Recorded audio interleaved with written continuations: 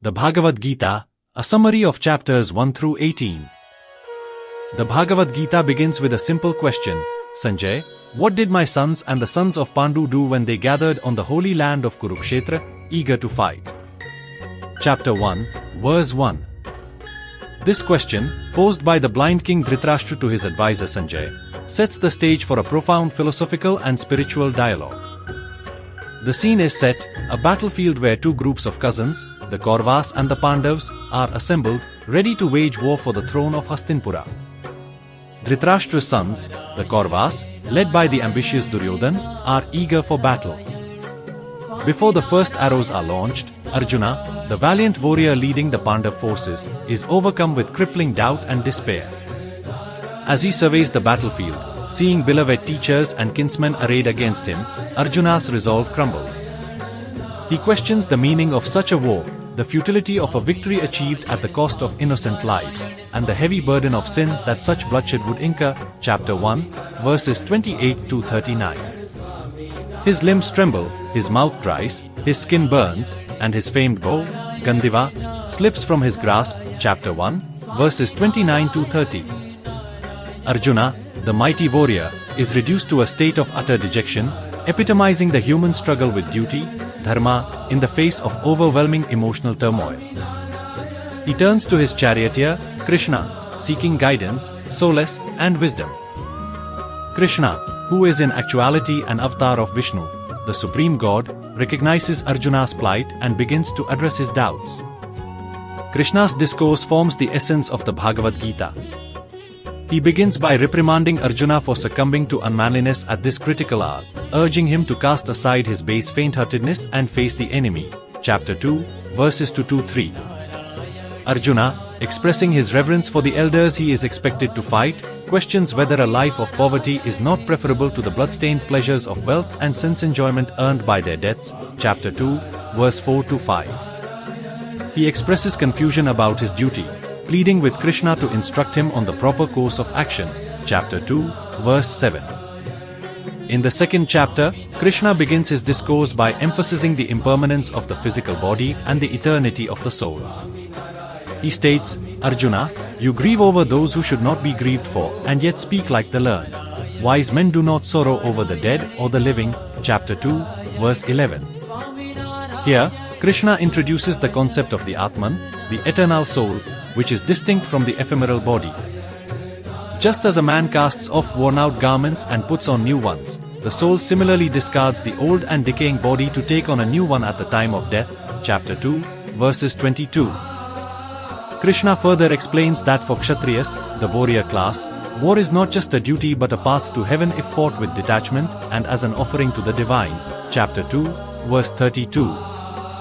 Krishna declares that even if Arjuna were the most sinful of all sinners, knowledge alone would carry him, like a raft, across all his sins. Chapter 4, verse 36. Throughout the Gita, Krishna expounds on various yogas, or paths to liberation. He discusses Karma Yoga, the path of selfless action, where one performs their duty without attachment to the results, offering all actions to the divine. Chapter 3, verses 9, 19, 30.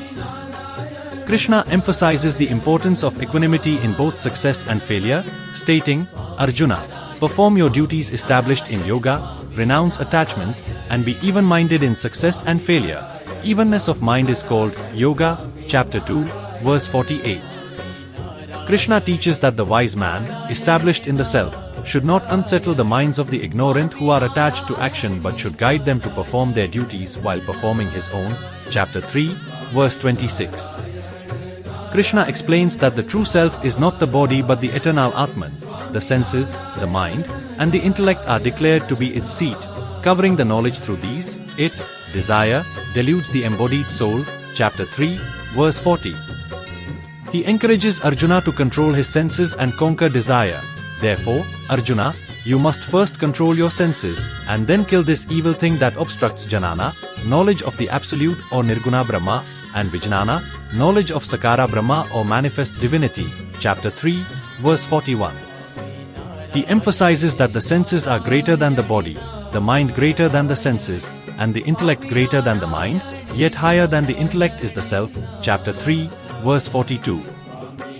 Krishna also discusses Jnana Yoga, the path of knowledge and wisdom. Through the pursuit of knowledge, one realizes the true nature of the self, the Atman, and its distinction from the material world, Prakriti, chapter 2, verse 39. He stresses the importance of seeking knowledge from an enlightened soul, stating that through their guidance, one can attain true enlightenment, chapter 4, verse 34. In the 11th chapter, at Arjuna's request, Krishna reveals his awe-inspiring cosmic form, Vishvarupa.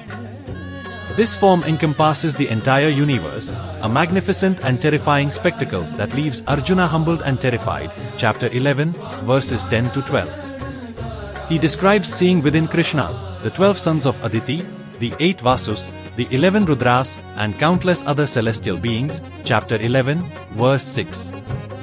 Arjuna testifies to seeing a multitude of Krishna's divine ornaments, weapons, garlands, and faces on all sides, chapter 11, verses 10 to 11.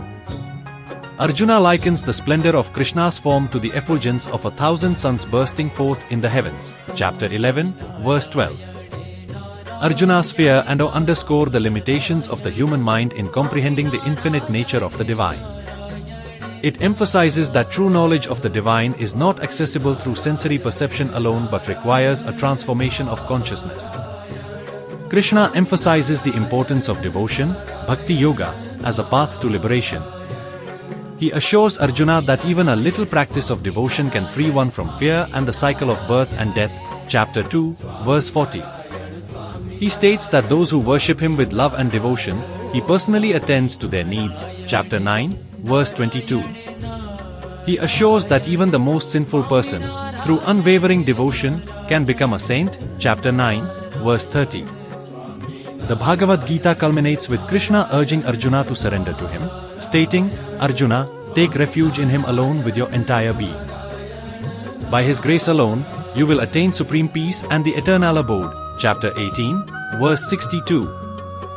This surrender, Sharanagati, is not merely an act of defeat but the ultimate act of wisdom, a complete relinquishment of the ego and a merging with the divine will. The Bhagavad Gita does not advocate for a life of renunciation or inaction. Instead, it provides a framework for living a meaningful and fulfilling life amidst the challenges and complexities of the world. It teaches that true liberation lies in performing one's duty with detachment, surrendering the fruits of action to the divine, and cultivating a state of inner peace and equanimity. The Gita's message is timeless and universal, offering profound insights into the nature of the self, the universe, and the divine. It serves as a guide to navigate the complexities of life, to act with clarity and purpose, and ultimately, to attain liberation from the cycle of birth and death.